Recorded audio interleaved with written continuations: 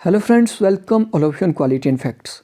दोस्तों, आज लेक्चर 15 के अंदर हम देखने वाले हैं military dictatorship in non democratic regime में। तो इससे पहले हमने डेमोक्रेटिक रिजीम को पढ़ लिया था। नॉन डेमोक्रेटिक रिजीम के अंदर हमने पितृसत्तावाद को पढ़ा था और उसके बाद ब्यूरोक्रेटिक रिजीम को हमने पढ़ा था। आज हम यहाँ पे देखेंगे सैन्य तानाशाही किस प्रकार से काम करती है वर्ल्ड सिस्टम के अंदर। तो सबसे पहले मीनिंग ऑफ मिलिट्री डिक्टेटरशिप को यहाँ पे जान लेना ज़रूरी है कि आखिर सैन्य तानाशाही से हमारा मतलब क्या है। सैन्य तानाशाही से अभिप्राय उस व्यवस्था से है जिसमें देश की सेना राजनीतिक व्यवस्था पर कब्जा कर लेती है, यानी जहाँ पे पॉलिटिकल इंस्टीट्यूशन के ऊपर, सरकार के ऊपर सेना का नियंत्रण हो जाता है, उसे हम कहते हैं मिलिट्री डिक्टेटरशिप। और मार्शल लॉ से अभिप्राय, अब देखिए मार्शल लॉ भी कई बार यूज़ किया जाता है। Martial law means military law जब देश के ऊपर यूज़ किया जाता है। मार्शल लॉ से अभिप्राय जहां सैन्य अधिकार कानून के सामान्य प्रशासन को संभालता है, यानी जब आपकी मिलिट्री, जो आपका सामान्य प्रशासन होता है, जो आपका जनरल एडमिनिस्ट्रेशन होता है, उसको संभालना शुरू कर देता है, तो उसे कहा जाता है मार्शल लॉ। सैन्यवादी विचारधारा से अभिप्राय, दोस्तों सैन्यवादी विचारधारा से अभिप्राय है सरकार जब सैन्य नियंत्रण में होती है। तो सैन्यवादी, वादी से आपको लग रहा है यहाँ पे ये एक विचारधारा है। जब आपकी सरकार क्या है, सेना के नियंत्रण में आ जाती है, तो उसे कहा जाता है सैन्यवादी विचारधारा। पुलिस राज्य, जहाँ लोगों का जीवन निरंतर और अक्सर गुप्त पुलिस निगरानी के अधीन होता है, तो उसे कहा जाता है पुलिस राज्य। अब ये पुलिस राज्य वो वाला नहीं है जो लिबरलिज्म बात करता है। पुलिस राज्य यानी जहाँ पे पूरा कंट्रोल आपका पुलिस फोर्स के द्वारा जनता के ऊपर किया जाता है। सैन्य तानाशाही, सैन्य तानाशाही सरकार का एक रूप है जहां राजनीतिक शक्ति सेना के साथ रहती है, यानी पॉलिटिकल जो पावर होती है, पॉलिटिकल पावर क्या है, वो मिली जुली होती है। आपकी जो गवर्नमेंट और आपकी जो मिलिट्री है, गवर्नमेंट और मिलिट्री जब आपस में गठजोड़ कर लेती है, ठीक है, तो उसे कहा जाता है सैन्य तानाशाही। इसे अन्य नामों सैन्य न्यायाधिकरण और स्टेटोक्रेसी के नाम से भी जाना जाता है। सैन्य न्यायाधिकरण से मतलब होता है मिलिट्री ट्राइब्यूनल, यानी मिलिट्री के द्वारा ही आपके जितने प्रकार का आपका जस्टिस के जितने भी आपके आप देखते हैं, जस्टिस के लिए जितने भी ट्राइब्यूनल होते हैं, वो जस्टिस का काम भी क्या है, जब आपकी सेना करने लगती है, प्रशासन का काम भी जब आपकी सेना करने लगती है, तो उसे कहा जाता है सैन्य न्यायाधिकरण। और स्टेटोक्रेसी से आपको यहाँ पे समझ आ ही रहा होगा, स्टेटोक्रेसी एक प्रकार का एक आइडियोलॉजी है जिसमें कहा जाता है कि स्टेट ही सब कुछ है। स्टेटोक्रेसी मीन्स स्टेट ही सब कुछ है। स्टेट यहाँ पे इकोनॉमिक, पॉलिटिकल और जितने भी प्रकार के स्फेयर होते हैं राज्य के, उस सबको ये कंट्रोल कर लेता है। दोस्तों, पिछले 25 सालों में दुनिया भर में लोकतंत्र की स्थिति कमज़ोर हुई है और निरंकुश शासन या तानाशाही का समर्थन करने वाले लोगों की संख्या बढ़ी है, और सबसे बुरा असर कमज़ोर लोकतंत्र वाले देशों में इसका देखा गया है। पश्चिमी देशों में बाकी दुनिया की तुलना में लोकतंत्र को ज़्यादा समर्थन मिला है। यह जानकारी वर्ल्ड वैल्यूज सर्वे और यूरोपियन वैल्यूज सर्वे के विश्लेषण से सामने आई है। इसमें दुनिया भर में शासन व्यवस्था को लेकर लोगों की राय ली जाती है। तो आपसे ये भी पूछा जा सकता है कि वर्ल्ड वैल्यूज सर्वे और यूरोपियन वैल्यूज सर्वे ने कौन सी रिपोर्ट जारी की है। तो इन्होंने रिपोर्ट जारी की है आप कह सकते हैं डेमोक्रेसी की स्थिति के ऊपर, ठीक है, situation of democracy in world. तो इसके मुताबिक, वर्ल्ड वैल्यूज सर्वे के मुताबिक, दुनिया में 45% लोकतंत्र और 25% लोग सैन्य शासन के समर्थन में है। तो ये आप देख सकते हैं यहाँ पे डाटा कि दुनिया भर के जितने भी देश हैं उसमें से 45% लोग क्या चाह रहे हैं, 45% लोग चाह रहे हैं कि डेमोक्रेसी इस्टेब्लिश रहे और डेमोक्रेसी को स्ट्रेंथन किया जाए, और वहीं पे 25% लोग ऐसे हैं जो सैन्य शासन के समर्थन में हैं। सर्वे के मुताबिक दुनिया के ज़्यादातर हिस्सों में तानाशाही या निरंकुश शासन का समर्थन बढ़ा है। 10% लोगों ने तो लोकतंत्र को बुरा तक बताया है, यानी जो डेमोक्रेसी है वो वर्स्ट प्रकार का एक सिस्टम है। हालांकि लोकतांत्रिक शासन व्यवस्था के समर्थक लोगों की संख्या इनसे करीब 4 गुना ज़्यादा है। 1/4 लोगों ने सैन्य शासन का समर्थन किया है, तो ये पहले ही आपको बता चुका हूँ। 25% यानी 1/4 लोग ही चाहते हैं कि सैन्य शासन देशों के ऊपर लागू किया जाए। अमेरिका में सैन्य शासन के समर्थक 3 गुना ज़्यादा बढ़े हैं। चौंकाने की बात यह है कि अमेरिका, बांग्लादेश और फिलीपींस में सैन्य शासन के समर्थक बढ़े हैं। 1998 से अब तक इन देशों में सैन्य शासन का समर्थन करने वाली जो समर्थकों की संख्या है वो 3 से 5 गुना तक बढ़ चुकी है। इराक, रूस में लोकतंत्र के समर्थक बढ़े हैं। अब आप देख सकते हैं इराक और रूस के अंदर क्या है, डेमोक्रेसी को स्ट्रेंथन करने की बात की जा रही है, क्योंकि सद्दाम हुसैन की तानाशाही झेल चुके इराक में लोकतंत्र की मांग तेज हुई है। इराक में 10 में से 4 लोगों ने लोकतांत्रिक सत्ता का समर्थन किया है। वहीं रूस में लोकतंत्र को खराब बताने वालों की संख्या करीब 2 गुना घट गई है।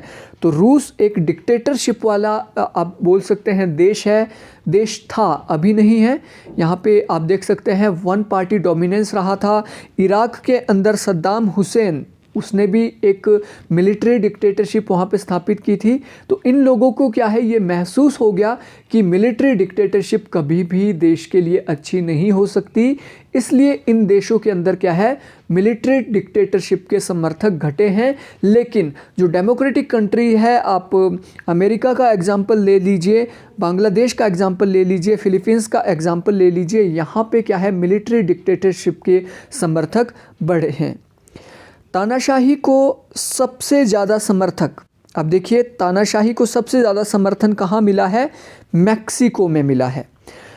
तानाशाह या चुनावों की परवाह ना करने वाले नेता को सबसे ज़्यादा समर्थन मैक्सिको में मिला है। ऐसे लोगों की संख्या 39% से बढ़कर 70% हो गई है मैक्सिको के अंदर। सैन्य तानाशाही के ज्वलंत उदाहरण यानी कंटेम्प्रेरी पीरियड के अंदर आप देखोगे तो मिलिट्री डिक्टेटरशिप के कहाँ पे उदाहरण देखने को मिलते हैं। तो ये करंट अफेयर के लिए भी आपके लिए ज़रूरी है, क्योंकि यहाँ से क्वेश्चन आपका बनता ही है। दोस्तों, म्यांमार का अगर हम यहाँ पे एग्जाम्पल लें तो म्यांमार यहाँ पे एक ज्वलंत उदाहरण है जहाँ पे मिलिट्री डिक्टेटरशिप का खतरा आज के टाइम में बना है। आज हम यहाँ पे मार्च की अगर बात करें, मार्च 2021 की, तो मार्च 2021 में मिलिट्री डिक्टेटरशिप की ओर म्यांमार बढ़ रहा है। म्यांमार लगातार सैन्य शासन से गुजरने वाला देश रहा है, जहां 1988 में म्यांमार की नेता आंग सान सू ने क्रांति का बीज बोया था। और ये कई बार यहाँ से क्वेश्चन पूछा गया है आंग सान सू से कि ये कौन है और इनका क्या योगदान रहा है। इनकी कई बार बुक्स भी पूछी जाती है, जो कि पहले ही बता चुका हूँ, जो हमारी 1 लाइनर लेक्चर सीरीज़ थी। ठीक है, तो आंग सान सू की के बारे में आपको थोड़ा बहुत इनके बारे में जान लेना चाहिए, क्योंकि इन्हें नोबेल पीस प्राइज़ भी मिला है और इन्होंने एक पॉलिटिकल पार्टी की भी स्थापना की है। तो 1988 में आंग सान सू की ने क्रांति का बीज बोया था। 1988 से पहले क्या है, मिलिट्री डिक्टेटरशिप म्यांमार में स्थापित थी और उस डिक्टेटरशिप को ख़त्म करने के लिए और लोकतंत्र की स्थापना करने के लिए आंग सान सू की लड़ने लगी और धीरे धीरे जनता का उनके प्रति विश्वास होने लगा। आंग सान सू ने 1988 में हजारों छात्रों को साथ लेकर म्यांमार की तात्कालिक राजधानी यांगून में एक बड़ी रैली निकाली, लेकिन सेना ने बड़ी ही बेरहमी से आंग सान सू की क्रांति का दमन कर दिया था। मगर आंग सान सू ने लोकतंत्र लागू करने की मांग को त्यागा नहीं। 1990 में म्यांमार में चुनाव हुए, जिसमें आंग सान सू की national league for democratic party, अभी इनकी पार्टी का नाम है national league for democratic party, को बहुमत भी मिला। मगर सेना ने चुनावी नतीजे को मनमाने जो सेना वहाँ की थी, मिलिट्री ने चुनावी नतीजों को मानने से इनकार करते हुए आंग सान सू की को कई सालों तक नज़रबंद रखा और 1990 के बाद लगभग 22 सालों तक म्यांमार में सेना का शासन चलता रहा। लेकिन आखिरकार आंग सान सू का संघर्ष कामयाब हो ही गया और साल 2010 में म्यांमार को आखिर सैनिक शासन से मुक्ति मिल ही गई और म्यांमार में लोकतंत्र को स्थापित कर दिया गया। सैन्य तानाशाही के चंगुल से मुक्त कराकर म्यांमार में लोकतंत्र का बीज बोने वाली आंग सान सू को उनके संघर्ष के लिए नोबेल शांति पुरस्कार से सम्मानित भी किया गया है। तो एक बार आप गूगल कर लीजिए कि आंग सान सू को कब नोबेल पीस प्राइज़ मिला, क्योंकि यहाँ पे तो आपको पका पकाया मैं दे सकता था कि यहाँ पे डेट, लेकिन आप थोड़ा सा अगर विकिपीडिया पे इसको या गूगल पे इसको आप चेक करोगे तो आपको एडिशनल पॉइंट भी इससे रिलेटेड मिल जाएंगे। दोस्तों 2010 में म्यांमार में फिर से चुनाव हुए, जिसमें एक बार फिर से आंग सान सू की पार्टी को जनता ने बहुमत से जिताया, जिसके बाद भारी अंतर्राष्ट्रीय दबावों की वजह से सैन्य तानाशाहों को आखिरकार आंग सान सू को नज़रबंदी से रिहा करना पड़ा। वर्ष 2011 में म्यांमार में पूर्णकालिक लोकतंत्र की बहाली के लिए एक कदम बढ़ाते हुए सेना के पूर्व जनरल थियान सेन को राष्ट्रपति बनाकर देश में अर्ध सैन्य सरकार का गठन किया गया, मगर इस सरकार में ज़्यादातर मंत्री पद पर सेना के ही बड़े अधिकारी बैठे हुए थे। तो 2011 में लोकतंत्र की तो स्थापना की गई, लेकिन सेना को भी उसमें क्या है एक प्रमुख स्थान दिया गया और सैनिकों के लिए और सेना के जो प्रमुख थे उसके लिए रिजर्व की गई कुछ सीटें या फिर आप कह सकते हैं कुछ विधानसभा क्षेत्र और कुछ प्रमुख जो आप कह सकते हैं विभाग है वो सेना को वहाँ पे दिए गए। इसलिए म्यांमार में 2011 के बाद अर्ध असैन्य सरकार का गठन किया गया, जिसे आप सेमी मिलिट्री सिस्टम कह सकते हैं। म्यांमार में फिर से मिलिट्री राज की अगर हम बात करें तो ये 2020 के बाद यहाँ पे मिलिट्री राज की ओर ये बढ़ने लगा। वर्ष 2020 में अगर हम नवंबर और दिसंबर की बात करें तो नवंबर और दिसंबर में वहाँ पे चुनाव हुए और चुनाव में एक बार फिर से आंग सान सू की पार्टी ने देश में विशालकाय बहुमत हासिल किया। आंग सान सू की national league for democratic party को 476 सीटों में से 396 सीटों पर जीत मिली, जिसके बाद सेना ही चुनाव में गड़बड़ी का आरोप लगा रही है कि आंग सान सू की पार्टी ने क्या है चुनाव के अंदर धांधली की है और म्यांमार फिर से सैन्य शासन की तरफ आगे ना बढ़े, इसके लिए चुनी गई सरकार में कई अहम मंत्रालयों की जिम्मेदारी सेना के अधिकारियों के हाथों में दे दी गई, मगर सेना ने चुनाव में भ्रष्टाचार के आरोप लगाकर एक बार फिर से देश को सैन्य शासन की अंधेरी खाई में धकेल दिया है। तो आई होप आप करंट अफेयर से जुड़े होंगे, डेली न्यूज़पेपर पढ़ते होंगे। डेली न्यूज़पेपर अगर आप नहीं पढ़ते तो आपको एक मैगज़ीन पढ़नी होगी। मैं स्पेसिफिक मैगज़ीन आपको कोई भी सजेस्ट नहीं करूंगा, जो भी इजीली एक्सेस आप कर सकते हो। आप प्रतियोगिता दर्पण पढ़ सकते हो, आप विजन IAS पढ़ सकते हो, आप समसामयिक महासागर पढ़ सकते हो। कोई भी मैगज़ीन आप पढ़ लीजिए, वहाँ पे इंटरनेशनल अफेयर का एक पोर्शन रहता है, तो उसको आपने डेफिनेटली कवर करना है।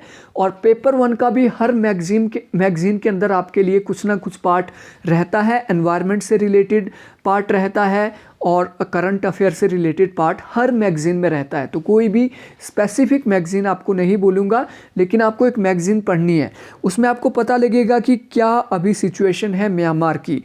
अभी आपने देखा होगा 10 से 12 दिन पहले म्यांमार के अंदर लोगों ने क्या है वहाँ पे एक आंदोलन किया था, जिसमें ब्लैक डे मनाया गया, क्योंकि 300 से अधिक लोग उस क्रांतिकारी प्रदर्शन के अंदर मारे गए थे। तो आपको करंट अफेयर के साथ भी इसमें जुड़ा रहना पड़ेगा।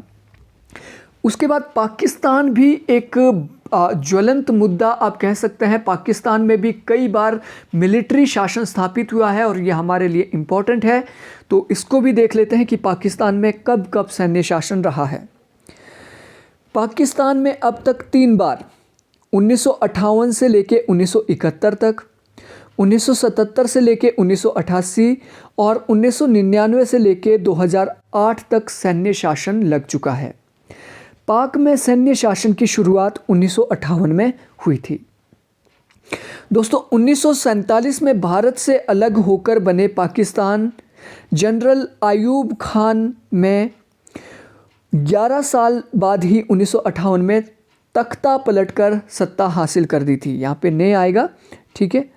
तो सबसे पहले क्या है, जनरल अयूब खान ने पाकिस्तान के अंदर सैन्य तख्ता पलट किया था, यानी सेना ने क्या कर दिया था, सेना ने जनरल अयूब खान के नेतृत्व में पाकिस्तान की जो सरकार थी उसके ऊपर अपना नियंत्रण कर लिया था।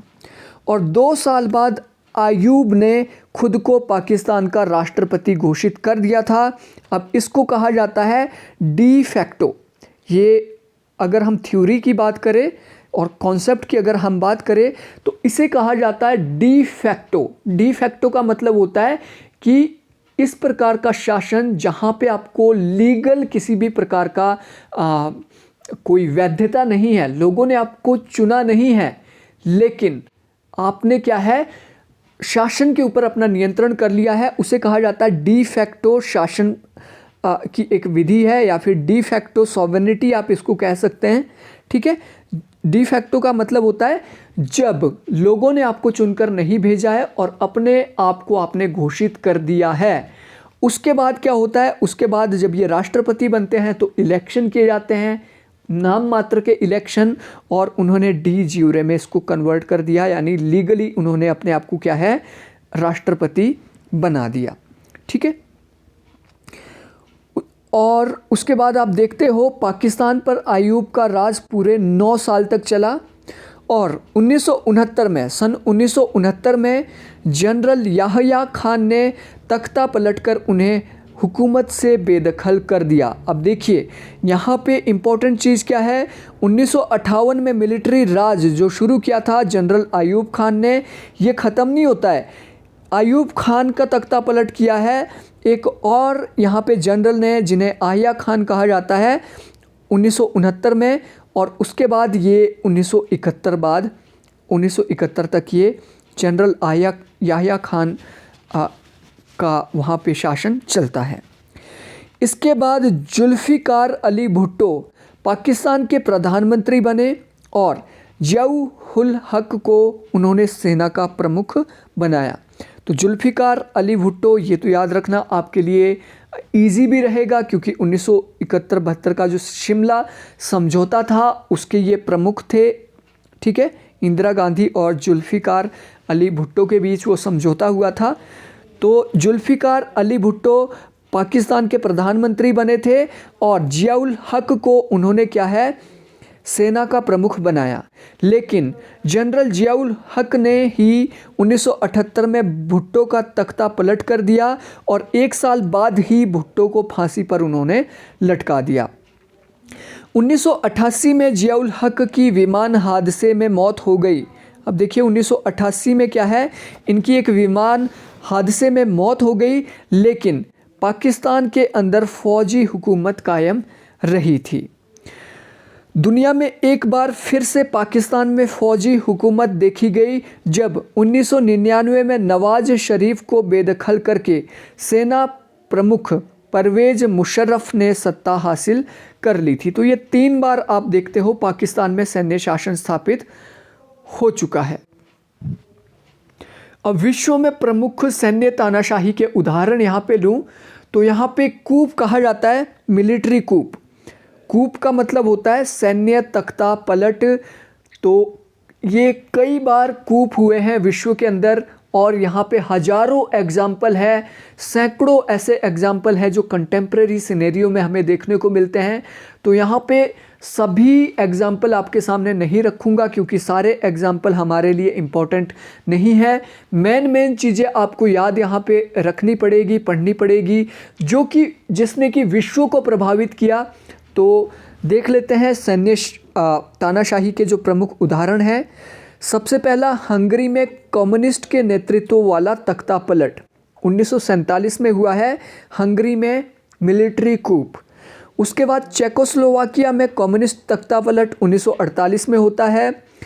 मिस्र में सैन्य तख्तापलट, और इसमें क्या है, जो राजशाही थी, मोनार्की को उखाड़ के फेंका गया था मिस्र के अंदर 1952 के अंदर। इराक में सैन्य तख्तापलट, इसके द्वारा क्या है, हैशमाइट जो मोनार्की थी उसका अंत किया गया है इराक के अंदर 1958 के अंदर। उसके बाद कांगो लोकतांत्रिक गणराज्य में सैन्य तख्तापलट, ये होता है 1960 में और 1965 के अंदर कांगो के अंदर। अफगानिस्तान में कम्युनिस्ट तख्तापलट सभी को पता है 1978 में होता है। ठीक है, ये कोशिश की जाती है और इसके चलते आप सभी को पता है 1978 से लेके 1988 तक एक प्रकार से वॉर चलता है यूएसएसआर और यूएसए के बीच अफगानिस्तान के अंदर। उसके बाद ईरानी क्रांति ने तख्तापलट कर दिया। कब किया? ईरानी क्रांति कब हुई? ईरानी क्रांति हुई 1979 में, जिसने आयतुल्लाह रुहुल्लाह खुमैनी के सत्ता संभालने के साथ साथ पश्चिमी सम्राट मोहम्मद रजा पहलवी और ईरानी राजशाही को उखाड़ फेंका था।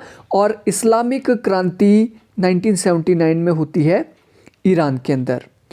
उसके बाद आप देखते हो इराक की क्रांति आप देखते हो जो कि सद्दाम हुसैन के नेतृत्व में होती है, और इराक ने सैन्य तख्तापलट कर दिया था। सद्दाम हुसैन ने इराक के अंदर सैन्य तख्तापलट कर दिया था। ठीक है, उसके बाद अगर मैं बात करूं, पहले के भी आपको पता होनी चाहिए, हालांकि हम आगे उसको पढ़ने वाले इसलिए मैंने उसको कवर नहीं किया। जो सबसे बड़ा सैन्य तख्तापलट था वो था मुसोलिनी के द्वारा सबसे बड़ा, जो आप कहते हैं सैन्य तख्तापलट 1920 के दशक में उन्होंने किया था। 1930 के दशक की अगर हम बात करें तो वो था हिटलर के द्वारा सैन्य तख्तापलट।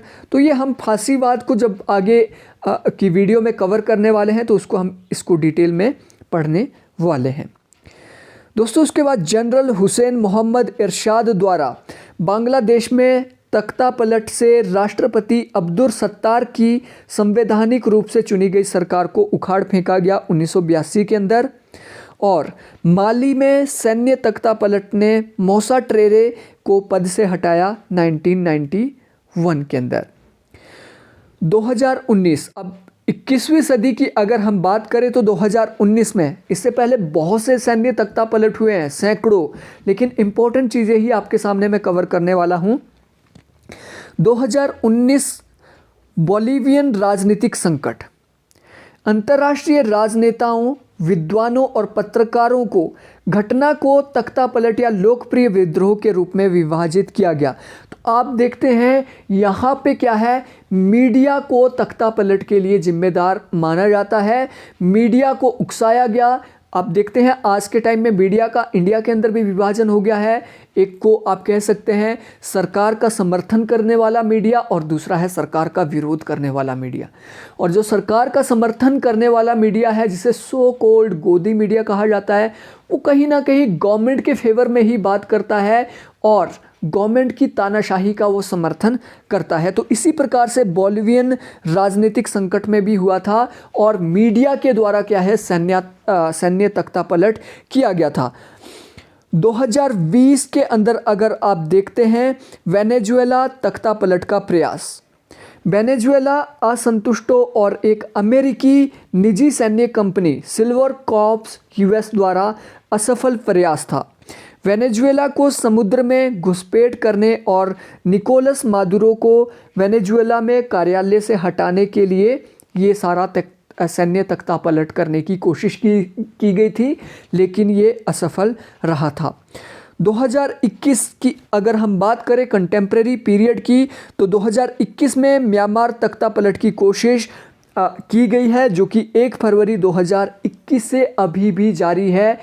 इवन आप बात कीजिए अप्रैल आने वाला है 1-2 दिन में, तो अप्रैल तक ये सैन्य तख्तापलट की कोशिश म्यांमार में चली हुई है। और 2021 की ही बात करें तो हाइटियन तख्तापलट की कोशिश। 7 फरवरी 2021 को हाइटियन के राष्ट्रपति जोवेन मोइस ने राष्ट्रपति को मारने की कोशिश करने और सुप्रीम कोर्ट के जज सहित हाइटियन सरकार को उखाड़ फेंकने के आरोपी 20 लोगों की गिरफ्तारी का वादा किया है और इन्होंने ये कहा है कि इस सैन्य तख्तापलट को रोक दिया गया है। 2021 की ही बात करें, आर्मेनियाई तख्तापलट का प्रयास। 25 फरवरी 2021 को आर्मेनियाई सशस्त्र बल के चीफ ऑफ स्टाफ ओनिक गैस्पेरियन ने आर्मेनिया के प्रधानमंत्री निकोलस पाशियान को 2020 नागोर्नो कराबाख युद्ध से ना निपटने के कारण इस्तीफे के लिए मजबूर करने की कोशिश की और इन्होंने, ये जो आर्मी चीफ है, सशस्त्र बल के चीफ है, इन्होंने सशस्त्र बलों के द्वारा वहाँ पे तख्ता पलट करने की कोशिश की है आर्मेनिया के अंदर। और ये भी आपने यहाँ पे देखा होगा, कई खूनी यहाँ पे संघर्ष हुए हैं आंदोलनकारियों के बीच और सशस्त्र बलों के बीच। तो कंक्लूजन के तौर पे अगर हम देखें तो सैन्य तानाशाही एशिया और अफ्रीका के औपनिवेशिक राज्यों में एक आम घटना रही। 1950 और 60 के दशक में तो लग रहा था कि भारत भी इसकी जद में होगा, किंतु यहाँ लोकतंत्र बचा रहा। इसी क्रम में 2017 में अमेरिकी रिसर्च एजेंसी प्यू रिसर्च सेंटर ने अपने एक सर्वे में दावा किया है कि भारत के करीब 53% लोग सैन्य शासन के पक्षधर है। अब यहाँ पे आपको एक बहुत ही अचंभा लगेगा कि इंडिया के आधे से ज़्यादा लोग क्या है, सैन्य शासन के समर्थक हैं। तो कहीं आप भी उनमें से तो नहीं हैं। अब सैन्य शासन को आप कैसे समझ सकते हैं? एक अगर आप इसकी क्लियरिटी, कॉन्सेप्चुअल क्लियरिटी लेना चाहे कि सैन्य शासन के समर्थक कैसे हो सकते हैं लोग, क्योंकि यहाँ पे तो डेमोक्रेसी का समर्थन करते हैं। लेकिन मैं यहाँ पे कह सकता हूँ, अगर यहाँ पे 53% लोग सच में सैन्य शासन के समर्थक में हैं, तो कभी ना कभी आपने भी सैन्य शासन के बारे में सोचा होगा। तो आप जम्मू कश्मीर का एग्जाम्पल ले लीजिए। सोशल मीडिया पे कई बार मैंने देखा है, तो सोशल मीडिया पे लोग क्या बोलते हैं, सोशल मीडिया पे लोग बोलते हैं कि मोदी सरकार को क्या है, सेना के द्वारा क्या है, वहाँ के अलगाववादियों को क्या है, नियंत्रण में करना चाहिए। सैनिक शासन वहाँ पे स्थापित कर दो, जम्मू कश्मीर के अंदर ये कर दो, जम्मू कश्मीर के अंदर वो कर दो, सेना को पूरी शक्ति वहाँ पे दे दो, जो भी आवाज़ उठाएगा उसको वहाँ पे, उसकी आवाज़ को वहाँ पे दबा दो। नॉर्थ ईस्ट की बात करें तो वहाँ पे तो मार्शल लॉ कई बार लागू रहा, सेना को वहाँ पे पूर्ण नियंत्रण की शक्ति वहाँ पे दी गई। तो इस प्रकार से आप देख सकते हैं कि अधिकतर लोग, बहुत से लोग क्या है, सैन्य शासन के समर्थन में हैं। तो 2017 की अगर हम बात करें, 2017 में हमारे जो गृह मंत्री है अमित शाह, उन्होंने तो इवन यहाँ तक कह दिया कि 2024 के बाद इंडिया में इलेक्शन ही नहीं होंगे। उनकी रैलियों में आप देखो कि 2024 के बाद तो इलेक्शन की ज़रूरत ही नहीं पड़ेगी। अब इलेक्शन की ज़रूरत नहीं पड़ेगी, दैट्स मीन वो मिलिट्री रूल यहाँ पे लागू करना चाहते हैं और यहाँ की डेमोक्रेसी को ख़त्म करके यहाँ पे तानाशाही को स्थापित करने की कहीं ना कहीं उन्होंने बात की थी। ठीक है। अब दोस्तों, ये जो प्यू रिसर्च सेंटर है, इसके सर्वे को बहुत ज़्यादा विश्वसनीय नहीं माना जाता, क्योंकि यह केवल 42,000 लोगों के जवाबों पर आधारित है। दूसरी तरफ फिलहाल भारतीय लोकतंत्र की जड़ें अभी इतनी कमज़ोर नहीं दिखाई जाती कि यहाँ पे तानाशाह शासन लागू किया जा सके। तो दोस्तों, ये थी आज की वीडियो, जिसके अंदर हमने मिलिट्री डिक्टेटरशिप को as a non political regime के अंदर या फिर नॉन डेमोक्रेटिक रिजीम के अंदर हमने देखा। आई होप आपको अच्छा लगा होगा। Thank you, thanks for watching.